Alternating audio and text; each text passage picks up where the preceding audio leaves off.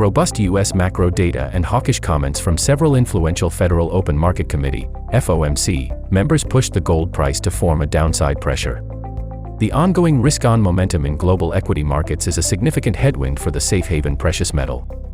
While the US dollar (USD) continues its consolidative movement below its highest level in nearly 3 months, uncertainty regarding the Federal Reserve's (Fed) approach to rate cuts hinders aggressive directional bets on gold.